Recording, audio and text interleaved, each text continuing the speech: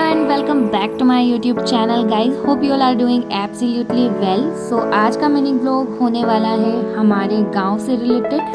सो आज मैंने डिसाइड किया था मेरे भाई के साथ मैं जाने वाली हूँ हमारे खेत पर, एंड ये हमारे खेत का रास्ता है। कुछ ही देर में हम लोग वहाँ पर पहुँच गए। सो हर जगह ग्रीनरी देखने के बाद तो मेरा दिल खुश ही हो गया था।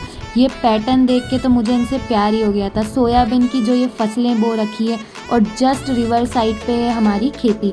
तो मैंने मेरे पापा से कहा कि मुझे चलो आप नदी तक लेकर चलो, मुझे नदी देखकर आना है, क्योंकि ये जो रिवर है हमारे खेत से जस्ट बाजू में ही है। तो फिर मैं अपने पापा के साथ गई थी रिवर साइड तक, एंड मेरे पापा मुझे सब कुछ बता रहे थे कि कैसे उन्होंने सब ये अरेंजमेंट्स कर रखे हैं। एंड ये रही ब्यूटीफुल सी रिवर शिप्रा, जो बिल्कुल हमारे खेत के पास सिचुएटेड है। देखते ही देखते थोड़ी देर में हम लोग ऊपर की साइड आ गए और मौसम बहुत ही अच्छा हो रहा था। फिर पापा मुझे हर चीज़ों के बारे में बता रहे थे, प्लांट एंड ट्रीज सब के बारे में। ये रही हमारी गाय माता। तो पापा मुझे बता रहे थे इसे क्या क्या खाने में पसंद है, तो हम वो चीज़ें इसे खिलाते हैं।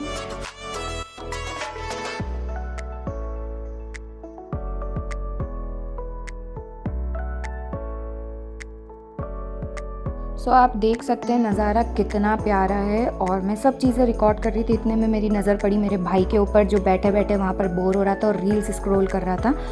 देन मुझे पापा सब समझाने लगे सारी ट्री के बारे में, कौन सी जामुन की ट्री है, कौन सी बेल पत्र की ट्री है, मीठे नीम से लेकर सारी ट्रीज़ हमारे खेत पर थी, मैंगो वगैरह जितनी भी अलग अलग वेराइटी थी, पापा मुझे सारी चीज़ें समझा रहे थे। एंड देन उन्होंने मुझे काफ़ी कुछ चीज़ें बताई हमारे फार्म हाउस से रिलेटेड, हमारी ज़मीन से रिलेटेड।